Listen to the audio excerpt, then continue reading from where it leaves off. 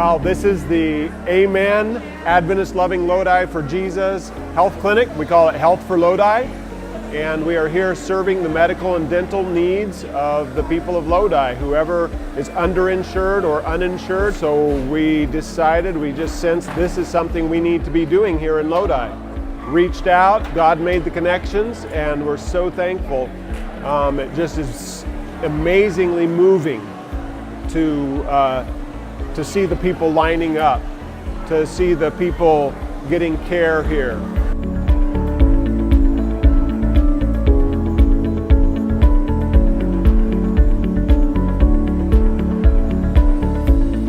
Today we had a very interesting case, and he just came with a complete face was just completely all pretty much so much decay that was there. And it's amazing what we did for this kid, and he was so happy. He came in with no confidence, and he left with so much happiness and so much joy. So the Bible tells us that as much as you've done the least of these, you've done it unto me.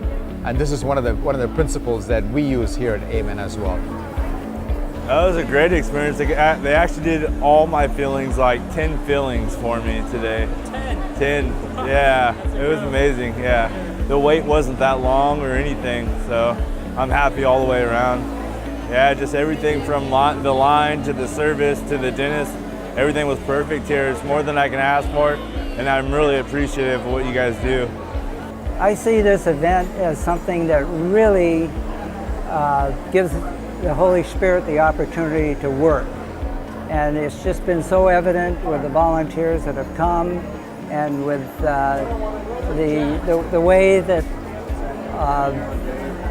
everything is worked out so that it could come about, and it's just been a blessing to me personally, as well as I know to every one of the volunteers that have worked on it. There's, I would say, two main reasons that an event like this is important. On the practical level, people need medical care and dental care, and they're not getting it. So there's that level. But why the body of Christ involved in this? The reason for the body of Christ to be involved in this is that we, as members of the body of Christ, need to understand the love of Christ by being channels of that love. The people here need the love of God in the flesh. And as you well know, Christ's method alone will give true success in reaching the people.